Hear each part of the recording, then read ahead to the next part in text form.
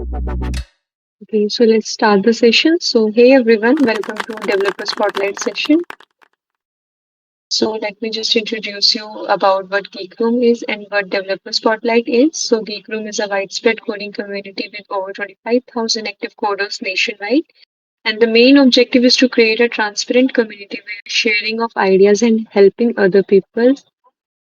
Developer Spotlight is a bi-weekly session by GeekRoom held on every Saturday from 7 p.m. onwards, where students can showcase their work and learn together. If you guys are watching or learning something new, building cool projects or improving a skill, facing issue, this is a platform to share it with others. So why would you join this? Presenting here helps you understand concept better, improve soft skill, build confidence, get feedback, and gain visibility for your work. So keep that in mind. You don't need to be an expert for this. All you need is just to be curious. So keep your cameras on, stay engaged, and feel free to ask questions. So now I would ask Kevin to go ahead and explain some housekeeping items.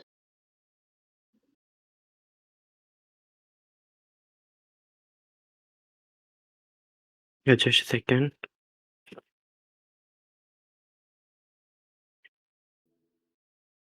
Yeah, hey everyone, I'm sharing the links down in the chat below. First, we have the the developer spotlight session docs where we have all the data related to our sessions. Here we have the data of today's session and the old data of older sessions. First, we have the spotlight session where we have the in detail description about the sessions of the speakers Kriti, Ridhima, and Tina. Second, we have to do mark our attendance here. So I'm marking my own attendance right now. Yep. Uh, Getting down below, if in the end of the session, if we have any feedbacks regarding to the session, we can enter the feedbacks here, right here. And second link we have of the register as speaker. So here is the Google form where you can register as the speaker of the developer spotlight session. Um, yeah, simply you have to do just upload your pic, LinkedIn ID below about the session and all. Third link we have our community calendar link.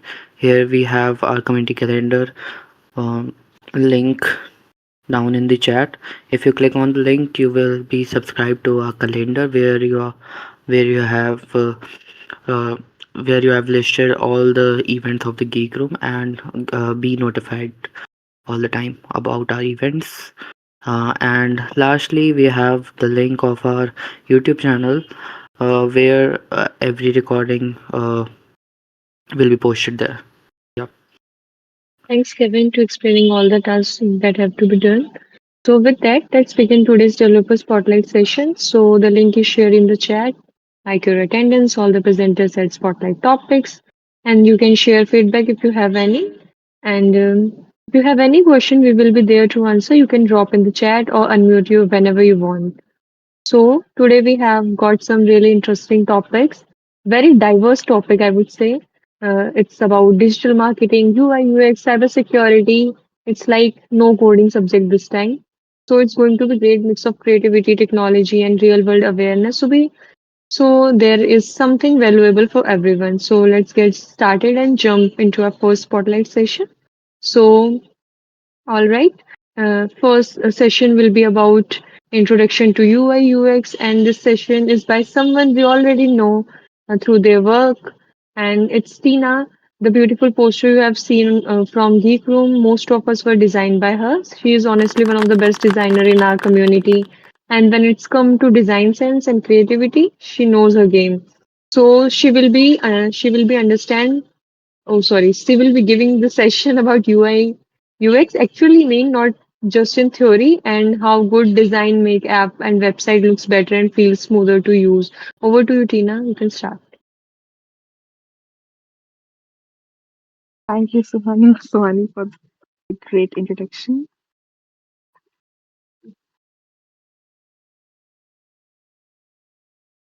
You can take over the screen, Tina. Okay.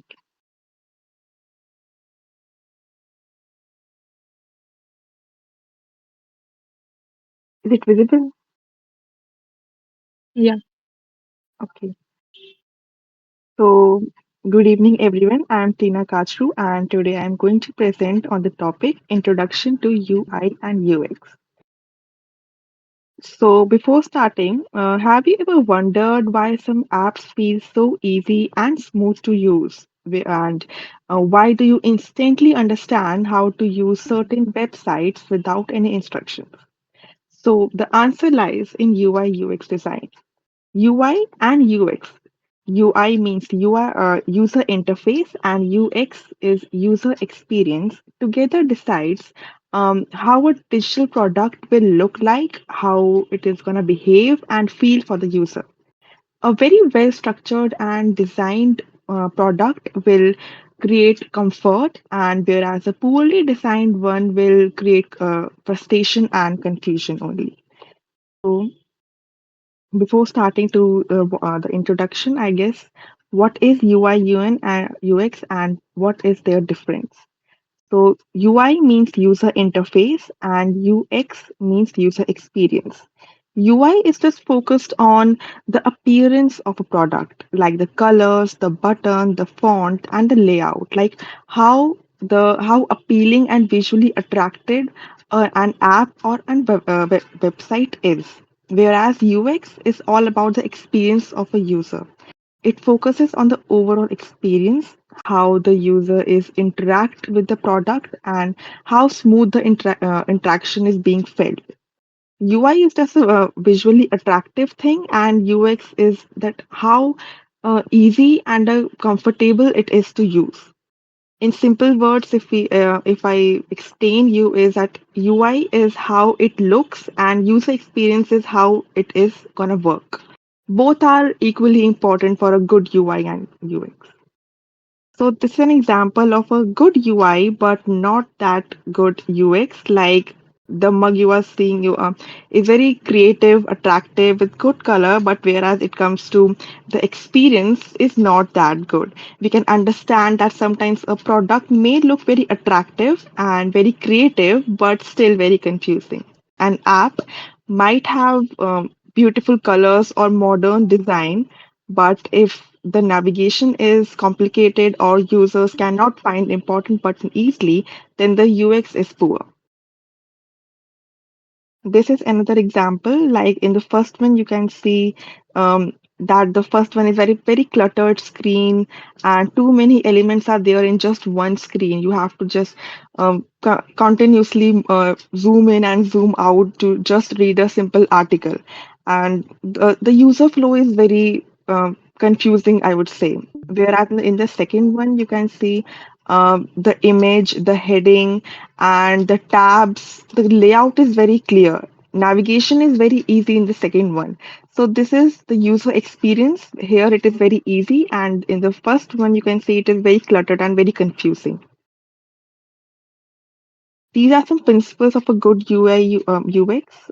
The first one is simplicity, which means the design you are making should be very clean and very easy. And the consistency, like the uniformity must be maintained throughout the app or the website you are providing to the user. It must be usable for everyone. The navigation should be clear, that the person should know that what it is, that what he is founding and they are looking for, they should easily find it out. Accessibility, the design should be usable for everyone. Like if you are making a design for kid or a young generation or an adult, that who is your target audience, it should be very accessible to them. It is very easier them for them to use it. Visual hierarchy, that the important information and the thing that if it is about an event or awareness or what, that the important information that you are providing should stand out than the other ones. So these are the basic principles. I guess it will help to create a smooth and satisfying experience for the user. Second one is the impact of the UI and UX in our daily life. When you are using Google Maps for navigation or shopping online from Amazon, Flipkart, or doom scrolling Instagram, and the personalized music experience on Spotify, the yearly wraps we get provided by Spotify. These are all through UI and UX. And or if you're making payments through Google Pay, we are experiencing UI UX in our day-to-day life. It saves our time, reduces confusion, and make our digital experience smooth and enjoyable. So if you are actually starting the journey of UI UX, you should know these things, these key points, I guess, like that important things that you must need to remember, like design is for the user, not for yourself. Research is very much important, that who is the target audience and what problem you are solving through your app or website. What all problems are people, the user facing when you are solving the problem. So this research and is very important if you are uh, starting your journey. The problem solving mindset is essential. Feedback and improvements are also continuous, and they are important. So UI UX is about making things look beautiful, not about making things look beautiful, sorry. It is about making them work beautifully. Both creativity and the functionality is important for a UI UX. So we have learned about how to that things to remember before starting UI UX and the impact of it in our daily life, the important principles and some good examples of UI UX. But how to start from scratch? How if you are starting your journey, how it should start? So first one, the initial thing I think you have to learn some basics of UI UX, the typography, the color, the psychology. You should have a basic knowledge of it, that the basics of UI, that what is a wireframing is, what is prototyping. One should know what that why they are important and how to use them.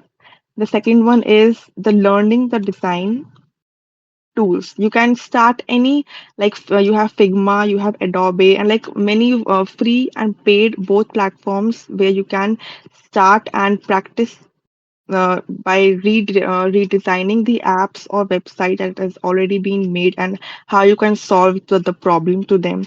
These small projects, and you can build your portfolio in that also.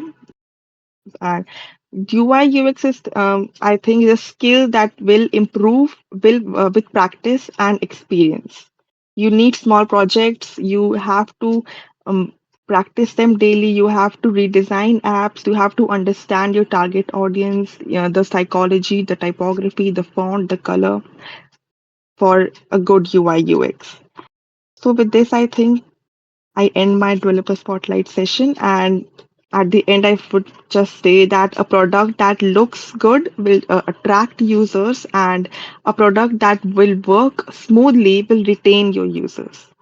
Thank you very much. Thanks, Tina. You have really explained your topic really well. How we can improve our websites and whatever we are designing, and it's important as well. So it would be really great, and we will be using all the information you have given to us, and that really changed the way we look at design and user experience. Now we will be probably judging every app a little differently. Great explanation. So moving to our next developer spotlight session. So all right.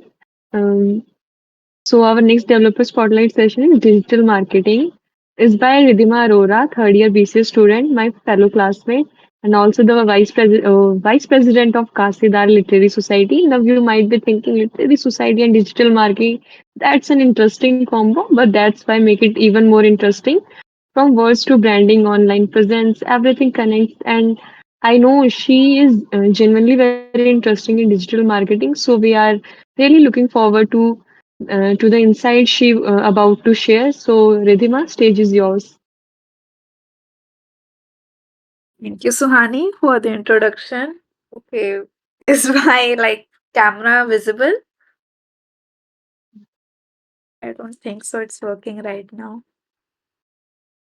Okay, anyways, I will share the screen.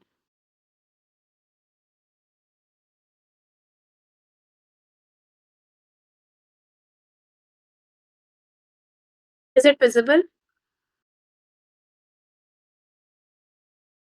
Yep, good to go. Yeah, it is. Okay. So, firstly, oh, hello everyone. This is my actually the first session I'm doing this on digital marketing to explain the basics of it. And is anyone like aware of it? What digital marketing mainly is? Okay, so let me tell you. Digital marketing mainly consists of many factors, but the things that I will be covering is mainly what basic digital marketing is. If you want to earn money in a very easy way, or maybe in not a 9 to 5 job, you can go for digital marketing. I would honestly say a freelancing job that gives you money at like too much money. Okay, so the factors there are what digital marketing is promoting using internet and digital platforms. If I want to promote any of my services, any of the product, if my company is launching through the online platforms is called digital marketing, like through Instagram posts, Google ads, emails, and etc. Supposedly, I am from Kasid.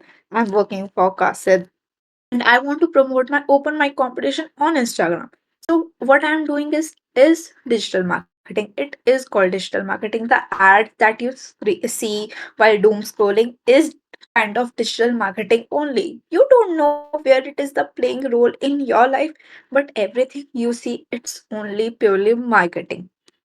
Okay, why digital marketing is important? Okay, everyone uses smartphones and social media. It's low cost compared to traditional marketing. It reaches large audience quickly. Track results are easy. But some of you may think, why not go for a traditional marketing rather than digital marketing? Honestly, yeah, you can go for traditional marketing. But if you have a very low budget, you want to be specific, you have a very specific age group, then the best thing is to cover large audience in minimum numbers, in minimum factors, minimum, I would say, money. It's the best way is digital marketing. You can use many platforms, everything is available.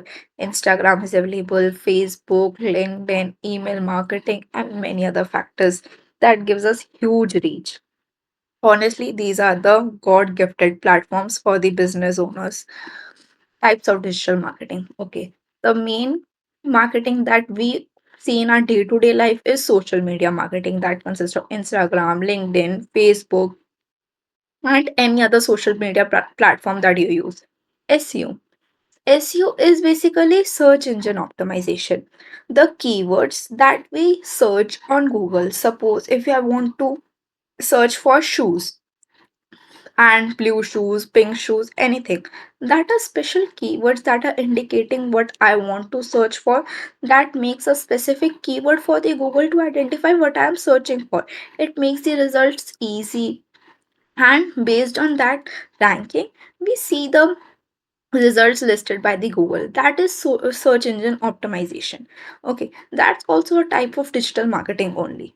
Next is content marketing. The things you see totally on Instagram, the influencers making reels, blog, post, and anything else related to that is content marketing, that comes under content marketing.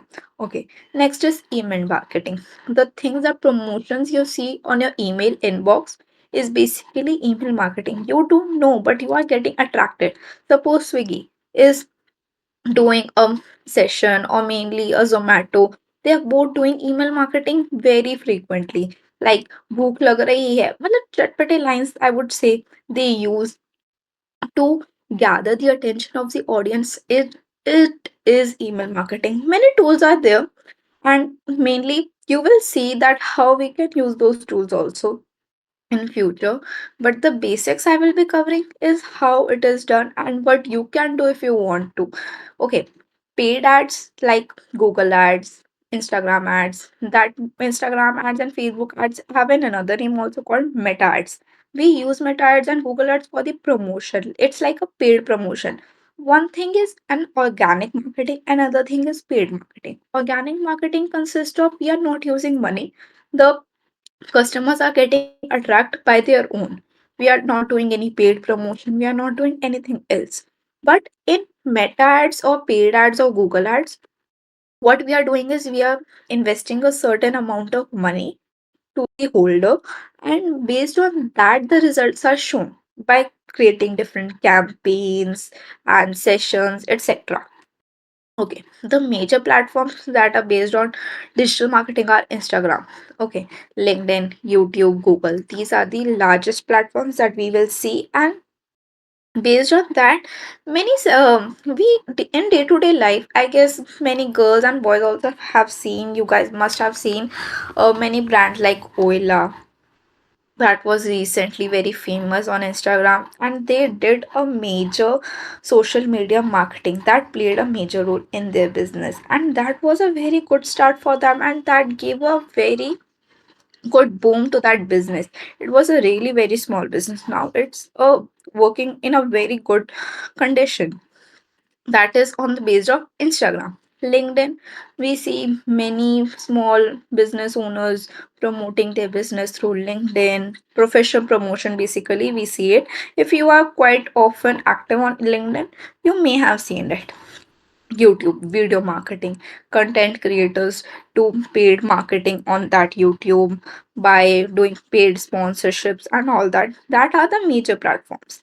Google search and website promotion. Google has its own tool. If we see that Google Ads that we use, it's not basically we are investing for Google Ads work totally differently. It's totally opposite that works with Meta Ads, I would say.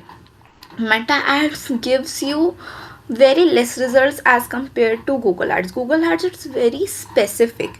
It will target the correct audience and will make sure that audience is getting to you and buying your product. But in Meta ads, or in Instagram ads or Facebook ads, we can say, it is there is no guarantee that the customer will come and they will buy. Mainly they will come to you, they will ask their questions related to the product or whatever, but it there is no guarantee that they will purchase your goods. Okay, so Google Ads is basically, we are going to a shop, we are searching for a blue t-shirt, we want it, that's why we are searching for it, we are very specific. But in Instagram ads, we are just doom scrolling, a similar product comes on our feed and we see, we inquire, but we are not sure if we want to buy it or not. That's difference between Google Ads and Meta Ads.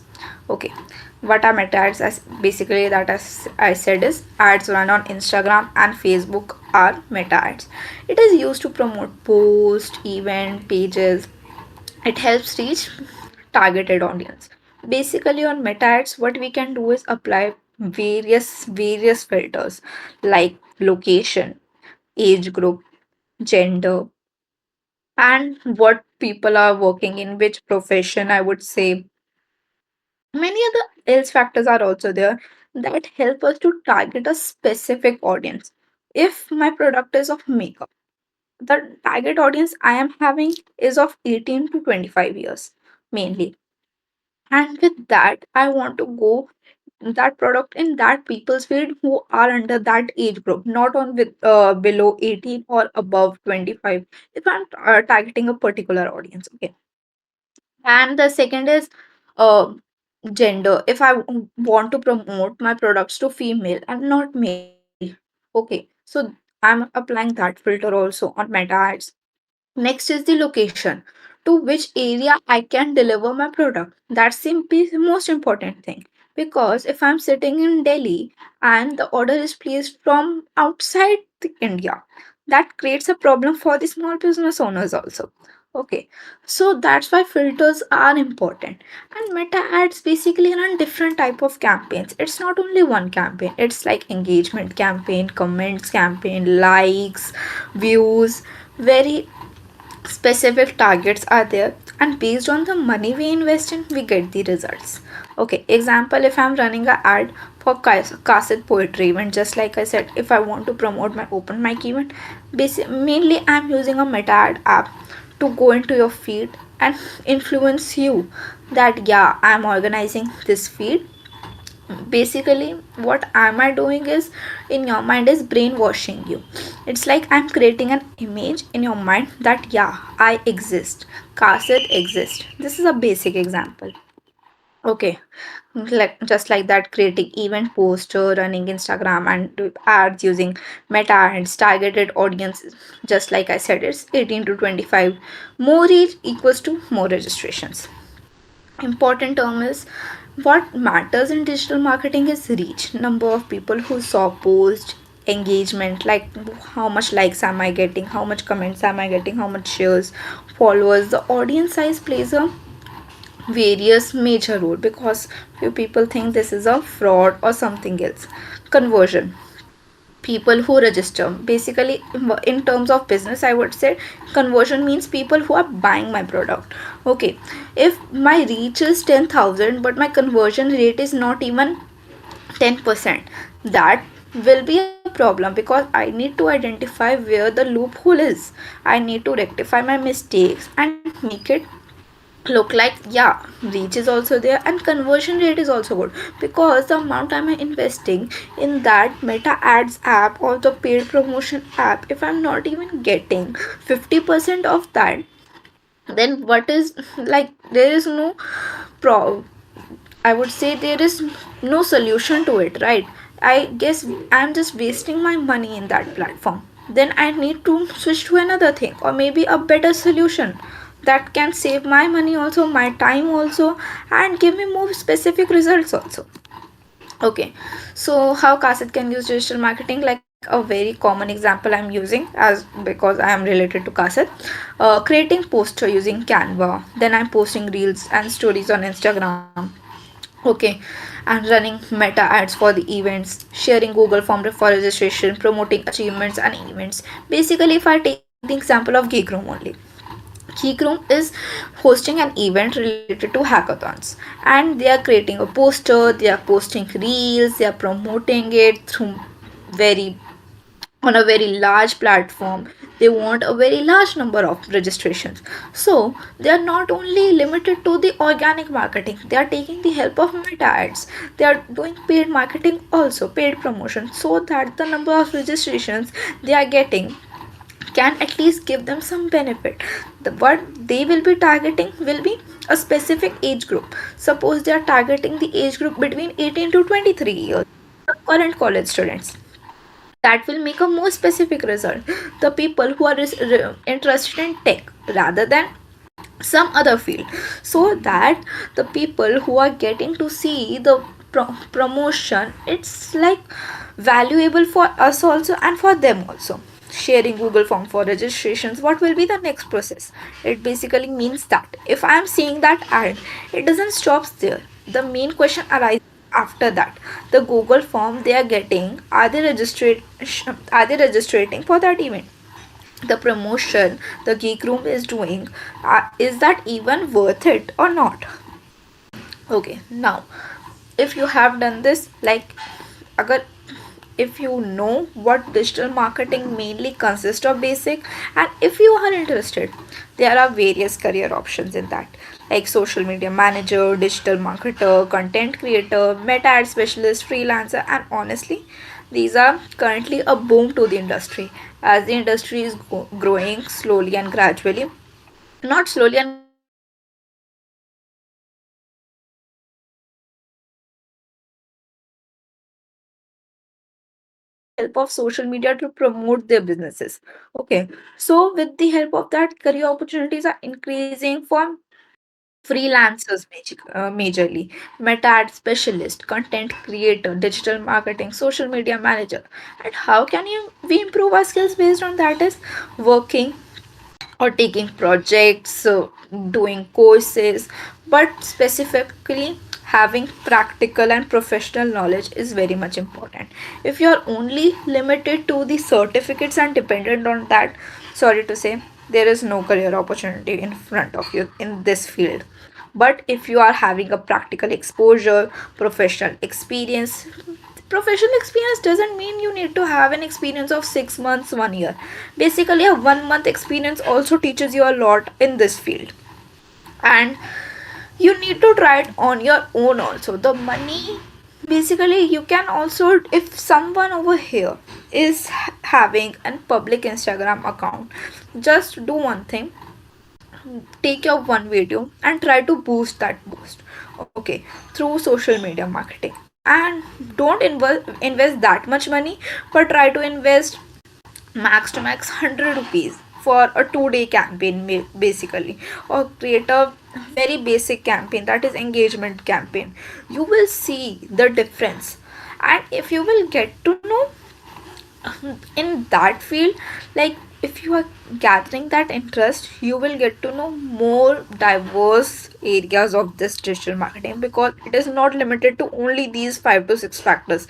It is having various numerous factors that consist in this. Okay, the tools that can be used in digital marketing are Canva, Instagram, Meta Ads Manager, Google Forms, ChatGPT, and these are very basic platforms that I'm telling you. Next is Google Analytics, also email marketing. We can use email marketing through different extensions also. And we can even create websites through this, for a proper digital marketing platform that helps in SEO also. So, search engine optimization, I would say, making it clearer for the business also, and for the customer also, so that if they are visiting it, they can have a basic idea what that business is. If I am promoting my product of some clothes, like related to female and male both, so I want to list all my products on a particular website. So with the help of that, I'm creating a particular website. And I can give you one example of that website is Wix, or maybe Hostinger, or maybe WordPress. These all are various websites you can use to create it and promote it. Okay, so, like, thank you. And any questions anyone is having?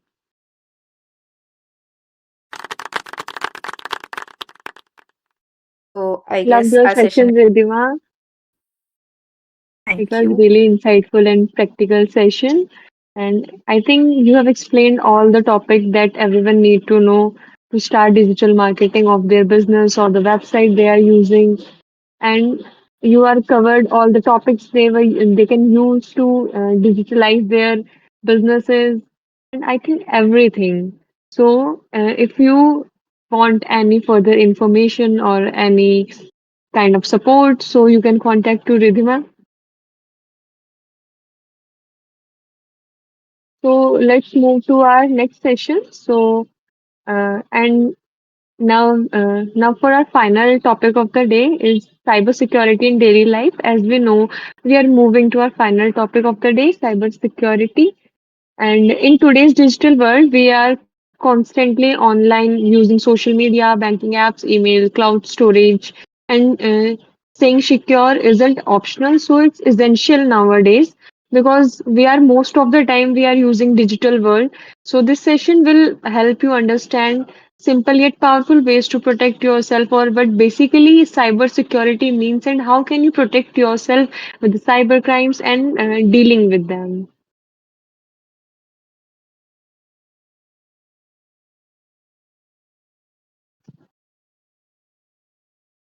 Over to you, Kriti. Hi guys, my name is Kriti and my topic today is cybersecurity in daily life. So I'm gonna share my screen now.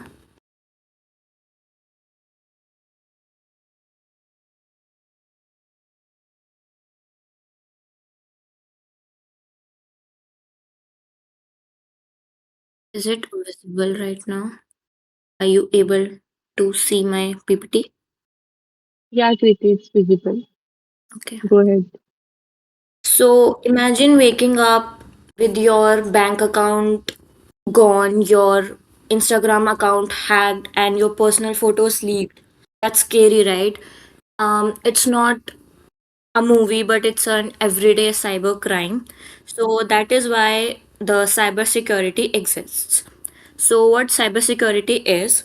It is a practice of protecting our computers, mobile phones, and networks and data from unauthorized access, so that it doesn't get stolen or misused. So it's like keeping our digital life safe from like the hackers and online threats. For example, if I go with then example which can be understood. So when you go out of your house, you lock your home, right, so that no one can enter when there is nobody. Just like that, we need to lock our phones so that nobody can misuse them and steal our data. So now, why cybersecurity matters in our daily life? First of all, we are always connected on our phone.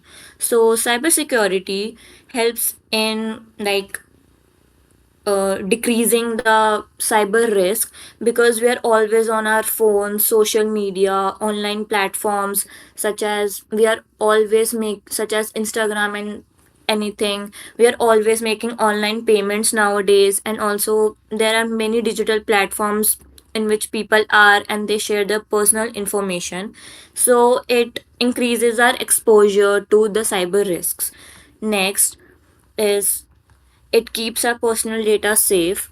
So it secures our data such as photos and passwords and important documents such as PAN and Aadhaar cards from being stolen or being misused. Also, it protects us from online scams like phishing, fake links, fraudulent offers, etc. Next, there are some common cyber threats here. Phishing, it's one of the very common cyber threat. It might would have happened with your family or your friends or maybe even you. So phishing is like fake emails, SMS or links that trick us into sharing our passwords and OTPs and personal details. Next is malware.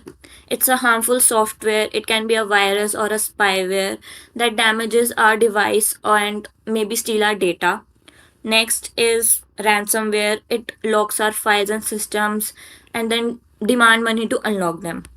Next is public Wi-Fi attacks. So most of you might have gone to an airport and used their Wi-Fi, which is common to all. It is public. So you are like in the area that you can be hacked by a hacker. Also, there is identify theft. In this, like a hacker steals your personal information and uses it to impersonate you or like do some kind of fraud with your family or friends. Next is psychology behind cybercrime. So why hackers can hack our account or like anything and take our information or our money and everything. So cybercrime is not just about technology. It's mainly about understanding and manipulating the human behavior. So what hackers do, they target how people think and react, and then they make decisions on how they can exploit them, how they can use them to make some money and anything. So first is like by exploiting emotions.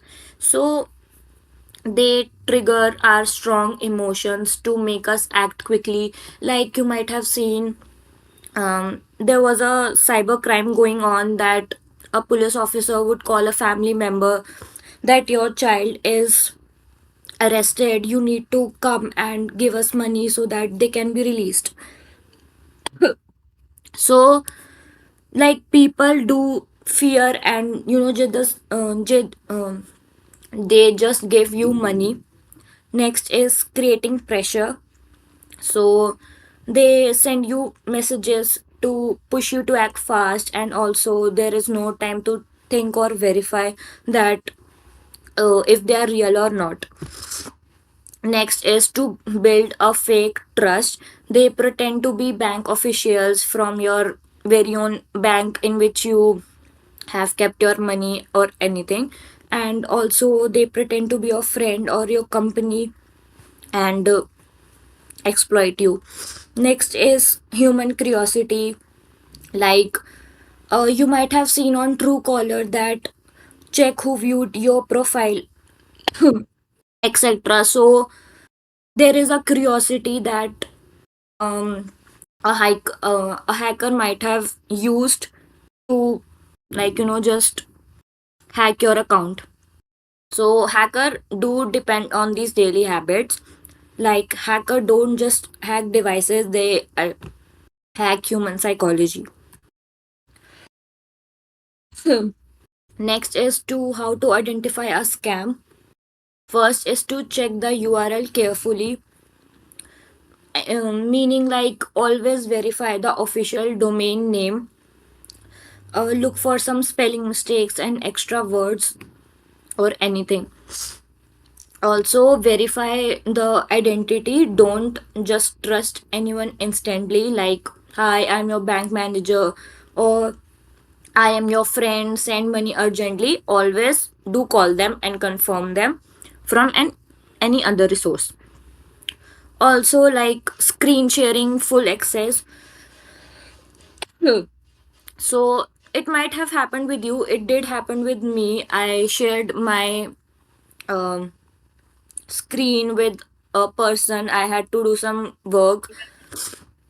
It was an AnyDesk app. I gave the access to the person. So it might would have happened with me that my laptop would have gone hacked or anything. So just don't, just give them the full access. Always control your phone and everything that they just don't need to use. Next is emotional manipulation detection. It's like am I feeling scared? Am I feeling greedy or am I being rushed? If yes, then stop immediately. Next is to check unusual activity alerts. It's like login alerts from unknown location or like unknown transactions. Also, the 10-second rule: before you click any um, link or anything, just pause. Just think that is it expected? Is it verified? If not, then just don't click. It might be a scam. Next is deepfake and AI scams. So, as you all know, deepfake and AI scams were very trending in 2025. It happened with many people, with many celebrities, and it might would have happened with you also. So, what deepfake and AI scams are? So, deepfake and AI scams are like cyber frauds where artificial intelligence is used to create fake voices, images, or videos that look and sound real. And thus, the scammers use the technology to impersonate our trusted people, such as friends or family, and trick them into sharing their money or personal information by creating a false sense of trust. Now, scammers often usually collect our photos or videos that we have put up on social medias and public profiles to train AI tools.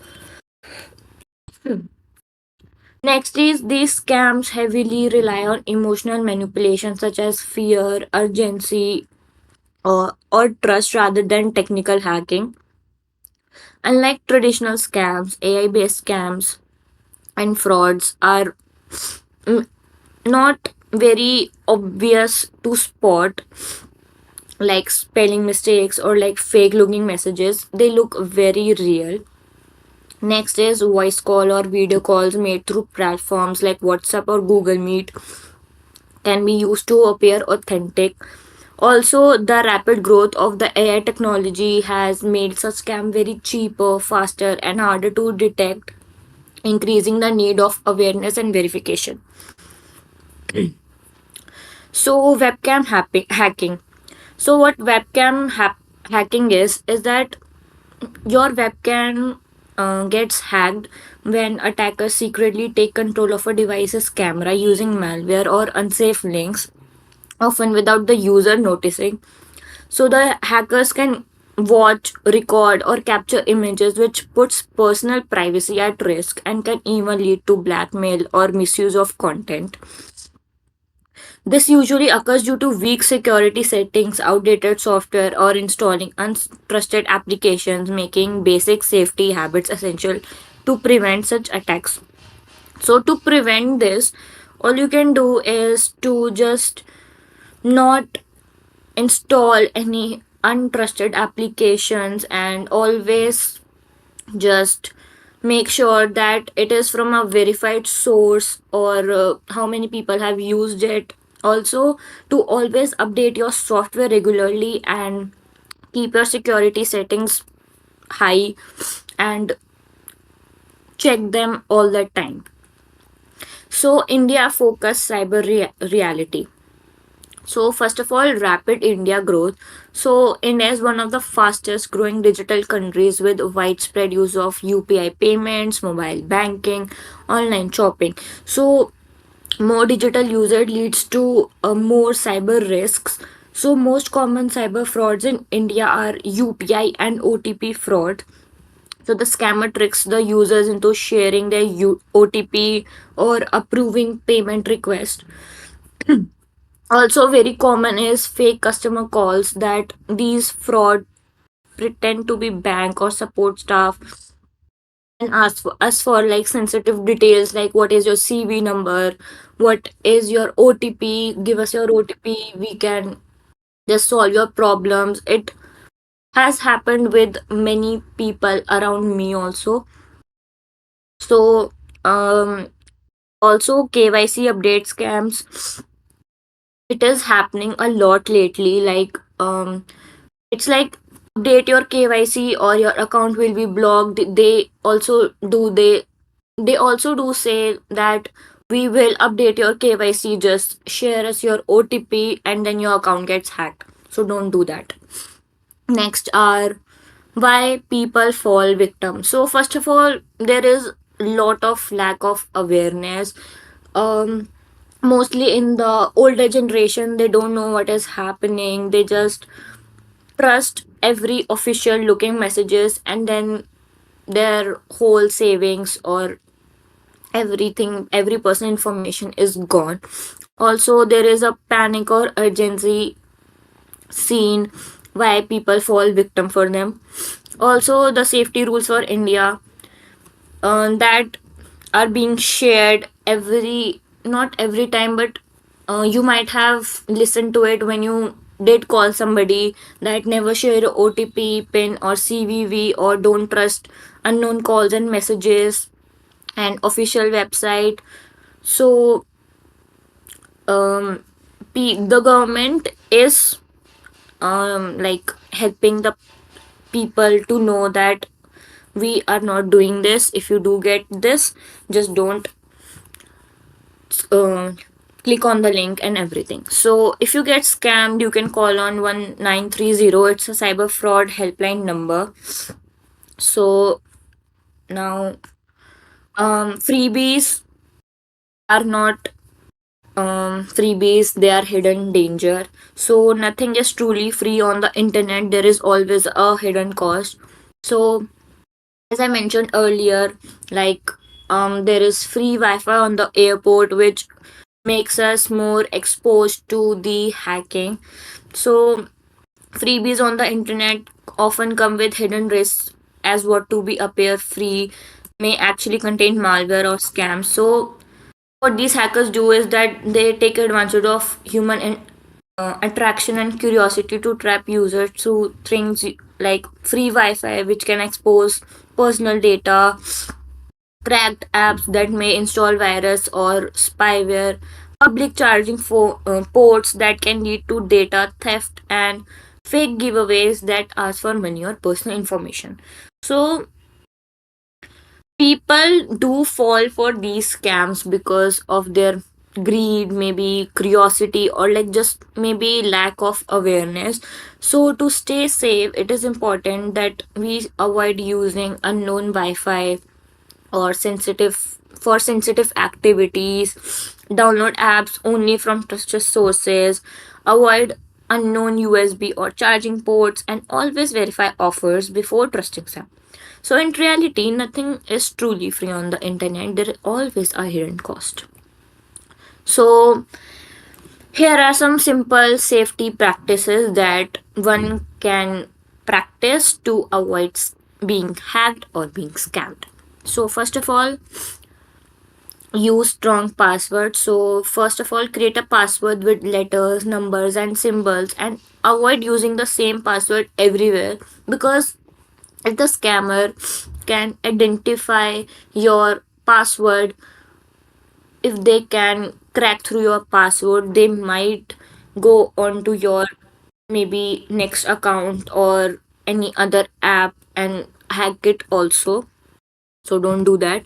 Next, enable two factor authentication. There are many apps which allow you to do that, or maybe you can use an extra security for OTP, your fingerprint, or face unlock. Also, keep your software updated. Always check for regular updates, fix bugs, and protect your device from new threats. Always avoid suspicious links. Don't click on any email which you don't know, any messages or ads. Also, be careful with the public Wi Fi. Always avoid logging into your bank accounts or to make payments, or like maybe using your personal information or your important documents such as Aadhaar or PAN. Always lock your devices when you go or when you are leaving it behind you. Always use a pin or a password or a biometric lock on your phone and laptop. So these safety habits can prevent most of the cyber attacks and keep our digital life secure. With that, I am done with my session. Thank you guys.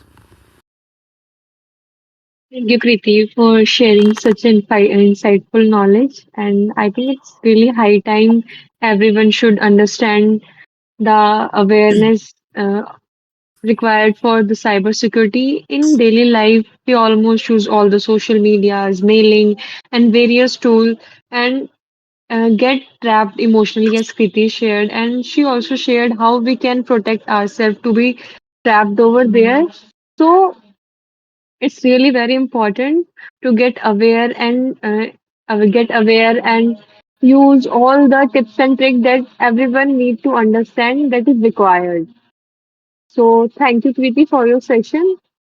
Okay. So I think that's bring to the end of today's developer spotlight session.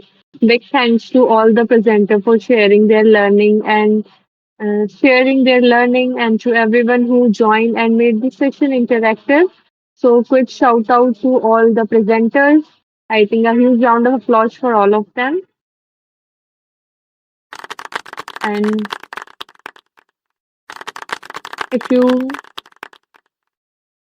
if you're curious about any trendy topics or any tools and you would like to share, you're always welcome to be as a presenter. And if you have any of your friends stuck on any topic, just mention it. We will try to cover it in the next session, or you can just ask your queries directly into the community section.